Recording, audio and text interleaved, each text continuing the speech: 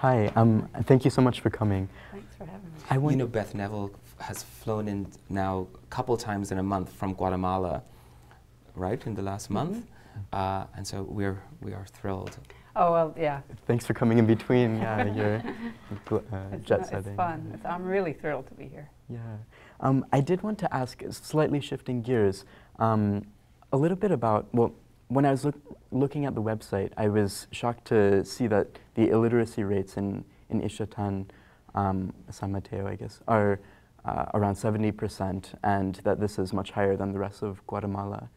And I guess I was wondering, and the community came to you and asked about building a high school. What is the role of activism in this kind of situation? Is it maybe the role of the government to provide a high school? And I'm not sure if you've thought about, or if the community has already tried to put pressure on the government to do this. Yeah, I don't know how they would if they've put pressure on it. They've actually received, they call it receiving high school. The last president did start, it just hasn't been the governmental policy to build middle schools or high schools anywhere. I mean, there were very few of them. Now, I think they said they've put them in every municipality, the last president. But that being said, they suck.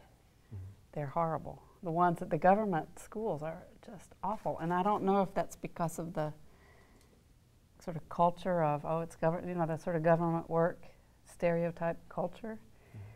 So we actually we started a middle school and a high school, and there was an offer from the government, the Ministry of Education, saying we're offering a middle school. So we handed over our school for a year so that we wouldn't have to pay salaries. You know, maybe they would build a building, and it just in 1 year just went tumbling down. I mean, the quality and the assistant, what do you call it, assistencia, the rate at which kids and teachers would show up to class. Right. What is that called in English? Attendance. Attendance, yeah. Thank you. And it just went way downhill. There's so much so that the parents came to us and said, please reinitiate your school, and we're willing to pay. Because they have to pay. It's not a public school, our school. They pay about $8, $10, $12 a month. But we also try to keep it public in the sense that we don't turn people away. If they don't have enough money, we have scholarships. So I don't know. Costs about 10 times that much to educate them. Okay. So, but the community is very active in a lot of things. And like right now, they're really against the electric companies trying to put in a big hydroelectric power station. Private company.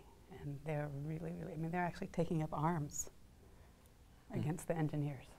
So it's kind of a lot of activism there. Okay, yeah. It's not for lack of activism that no, they didn't have good schools. I think that it's just hard going a little town, going against the whole big Ministry of Education bureaucracy, which is pretty significant.